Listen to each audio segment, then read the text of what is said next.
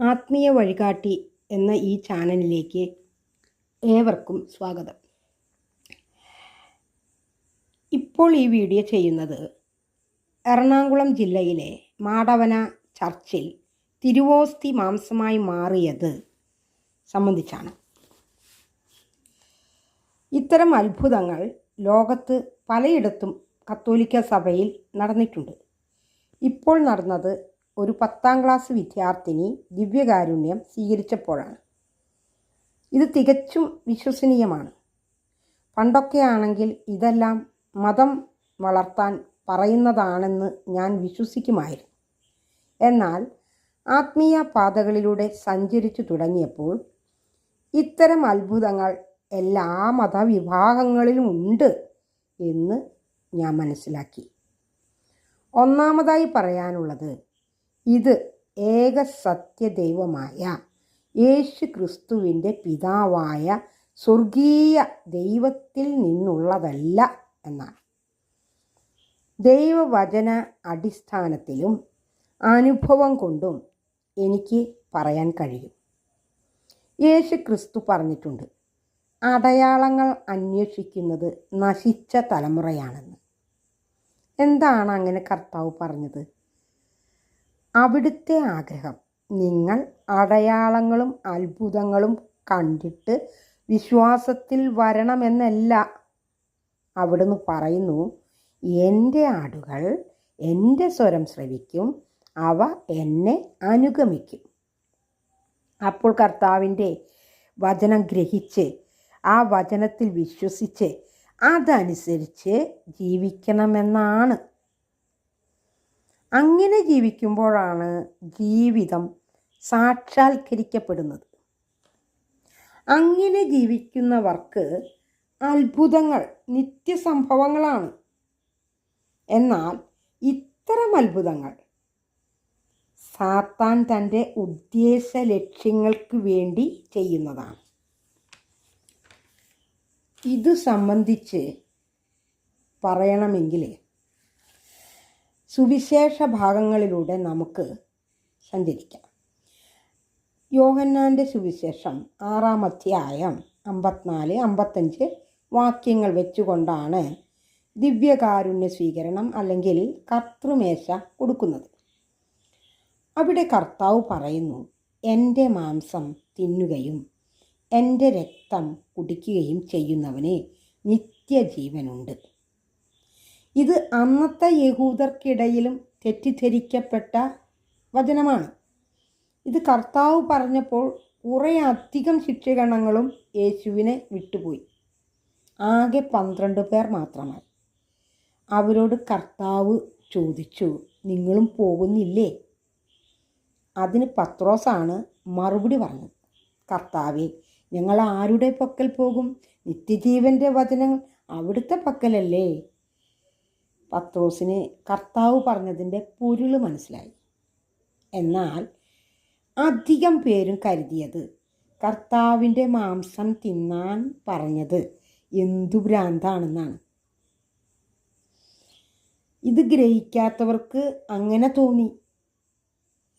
യേശുക്രിസ്തു തന്നെ വ്യക്തമായി പറയുന്നു, മാംസം ഒന്നിനും ഉപകരിക്കുന്നില്ല. ഞാൻ പറഞ്ഞ വചനങ്ങൾ ആത്മാവും ജീവനുമാണ്. അപ്പോൾ കർത്താവ് പറഞ്ഞത് അവിടുത്തെ വചനങ്ങൾ ഗ്രഹിക്കാനാണ്, അത് ഹൃദയത്തിൽ എഴുതാനാണ്. അവർക്കാണ് നിത്യജീവൻ. ഇന്നും വചനങ്ങൾ ഗ്രഹിക്കാൻ കഴിവില്ലാത്തവരെ ഇത്തരം അടയാളങ്ങൾ ഗോതമ്പപ്പത്തിലും ഫോട്ടോയിലും മാതാവ് കണ്ണീരൊഴുക്കി രക്തക്കണ്ണീരൊഴുക്കി എന്നൊക്കെ കേട്ടിട്ടില്ലേ? ഇങ്ങനെയൊക്കെ കാണിച്ച് വിഗ്രഹാരാധനയായ തിരുവോസ്തി വണക്കം, ഫോട്ടോ വണക്കം, പ്രതിമാ വണക്കം, ഇതിനൊക്കെ കൂടുതൽ പ്രാധാന്യം നൽകി വചനങ്ങളെ മനുഷ്യരിൽ നിന്ന് എടുത്തു കളയുകയാണ്.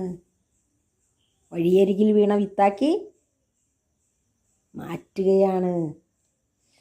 അപ്പോൾ 2 തെസ്സലോനിക്ക 2:10 വന്നാൽ ഇങ്ങനെ പറയുന്നത് കേൾക്കാം, അവർ രക്ഷിക്കപ്പെടുവാൻ തക്കവണ്ണം സത്യത്തെ സ്നേഹിച്ചു കൊള്ളായികയാൽ തന്നെ അങ്ങനെ ഭവിക്കും. സത്യത്തെ വിശ്വസിക്കാതെ അനീതിയിൽ ജീവിക്കുന്ന ഏവർക്കും ന്യായവിധി വരേണ്ടതിന് ദൈവം അവർക്ക് ഭോഷ്ക് വിശ്വസിക്കുമാറ് വ്യാജത്തിൻ്റെ വ്യാപാര ശക്തി അയക്കുന്നു. ഇതിൽ നിന്ന് എന്ത് മനസ്സിലായി? നാം പാപം ചെയ്യുമ്പോൾ നമ്മുടെ സ്പിരിച്വൽ ബോഡിയിൽ അന്ധകാര ശക്തി കയറുന്നു. അതാണ് ഭോഷ്കിൻ്റെ ആത്മാവ്. എന്നിട്ട് സോൾ ബോഡിയെ കാന്തം ആകർഷിക്കുന്നത് പോലെ ഇങ്ങനെ ആകർഷിച്ചെടുത്ത് മരണശേഷം വേർപ്പെടുത്തി കൊണ്ടുപോയി പാതാളത്തിൽ അന്ത്യവിധി വരെ ജീവിക്കാൻ ചൈതന്യമുള്ളതാക്കും.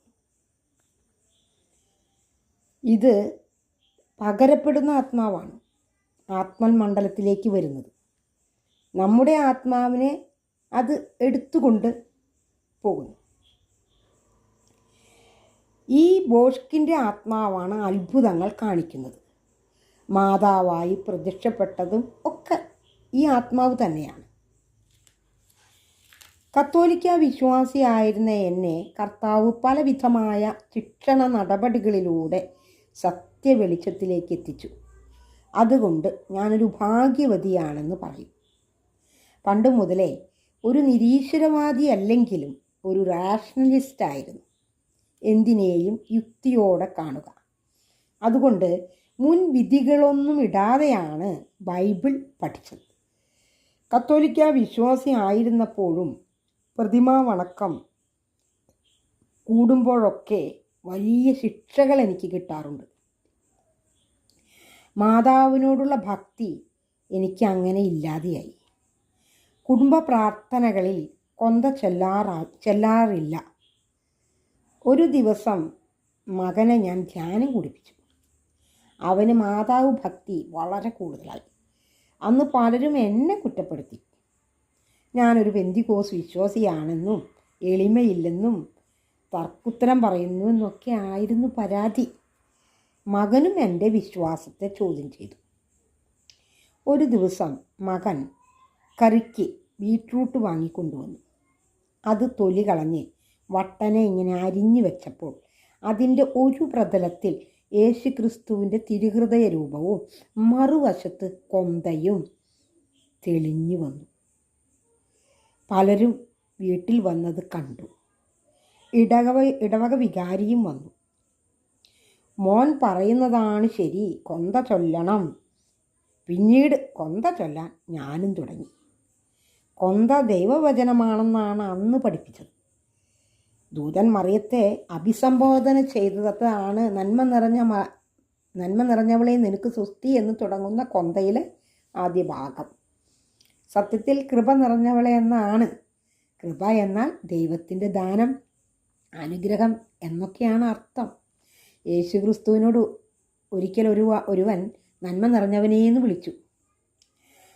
അപ്പോൾ യേശു കർത്താവ് പറഞ്ഞത്, നീ എന്തിനാണ് എന്നെ നന്മ നിറഞ്ഞവൻ എന്ന് വിളിക്കുന്നത്? നന്മ നിറഞ്ഞവൻ ഒരുവൻ മാത്രം, അത് ദൈവമാണ്.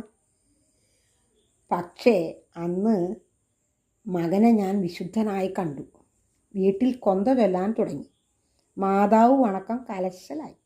എന്നാൽ എൻ്റെ സ്വർഗത്തിലെ ദൈവം ആ കുരുക്കിൽ നിന്ന് എന്നെ വീണ്ടെടുത്തു. അനവധി കഷ്ടങ്ങളിലൂടെ എനിക്ക് കടക്കേണ്ടതായി വന്നു. കൂടുതൽ വിവരിക്കാൻ ഞാൻ ആഗ്രഹിക്കുന്നില്ല. ശരിയായ വിശ്വാസത്തിലേക്ക് ഞാൻ വന്നപ്പോഴാണ് പരിശുദ്ധാത്മാവ് വചനം മൂലം എല്ലാം വെളിപ്പെടുത്തി തന്നത്. പ്രിയമുള്ളവരെ, സ്വർഗത്തിലിരിക്കുന്ന ദൈവവും വലതുഭാഗത്തിരിക്കുന്ന നമ്മുടെ കർത്താവും നമ്മുടെ പ്രാർത്ഥന കേൾക്കണമെങ്കിൽ നമ്മിൽ ദൈവത്തിൻ്റെ ആത്മാവ് വേണം. ദൈവാത്മാവ് നമ്മിൽ എത്തണമെങ്കിൽ ശരിയായ വിശ്വാസം തന്നെ വേണം. അല്ലെങ്കിൽ ഭോഷ്കിൻ്റെ ആത്മാവായിരിക്കും. ഇത് കൂടുതൽ അപകടമാണ്. ഇതിലും നല്ലത് അവിശ്വാസിയായി ജീവിക്കുന്നതാണ്. സ്വർഗത്തിൽ നമുക്ക് എല്ലാവർക്കും, അതായത് രക്ഷിക്കപ്പെട്ടവർക്ക്, ജീവൻ്റെ പുസ്തകമാകുന്ന കമ്പ്യൂട്ടർ, നമ്മുടെ പ്രാർത്ഥനാ സന്ദേശം എത്തിക്കുന്ന പരിശുദ്ധാത്മാവ് ആ കമ്പ്യൂട്ടറിലാണ് എഴുതുന്നത്. നമുക്കായിരിക്കുന്ന ദൂതൻ മുഖാന്തരമാണ് പ്രാർത്ഥന പിതാവിൻ്റെയും കുഞ്ഞാടിൻ്റെയും സന്നിധിയിലെത്തിക്കുന്നത്. നമുക്ക് വെളിപാടിൻ്റെ പുസ്തകം 4ഉം 5ഉം അധ്യായങ്ങൾ വായിച്ചാൽ അത് മനസ്സിലാകും. കൂടുതൽ അറിയാൻ താല്പര്യമുള്ളവരതൊന്ന് വായിച്ചു നോക്കുക. മാതാവിൻ്റെയും യേശുവിൻ്റെയും ഒക്കെ ഫോട്ടോയോ പ്രതിമയോ അതിൻ്റെ മുന്നിലിരുന്ന് ഇങ്ങനെ ജപിക്കുന്നവർക്ക് പരിശുദ്ധാത്മാവിനെ ലഭിക്കുമോ? അതിൻ്റെ മുന്നിൽ നിന്ന് ഇങ്ങനെ ജപിക്കുമ്പോൾ അത് പ്രതിമയെ വണങ്ങി ജപിക്കുന്നത് 2ാം പ്രമാണ പ്രകാരം തെറ്റാണ്. അവനിൽ എങ്ങനെയാണ് അല്ലെങ്കിൽ അവളിൽ എങ്ങനെയാണ് പരിശുദ്ധാത്മാവ് വരുന്നത്? അപ്പോൾ ഈ ലോകത്തിൻ്റെ ദേവനായ പിശാചിൻ്റെ കൈകളിലാണ് ആ പ്രാർത്ഥന എത്തുന്നത്. അവൻ വഞ്ചകനാണ്, ഭക്തരെ ചതിക്കുന്നവനാണ്. അതുകൊണ്ട് ബോധമുള്ളവരാകുക, ദൈവം തന്ന യുക്തി ഉപയോഗിക്കുക. ഇത്തരം കാര്യങ്ങൾ കേൾക്കുമ്പോൾ സ്വന്തം ബുദ്ധിയെ മരവിപ്പിക്കരുത്. അതുകൊണ്ട് വിശ്വാസം ശരിയായിരിക്കണം.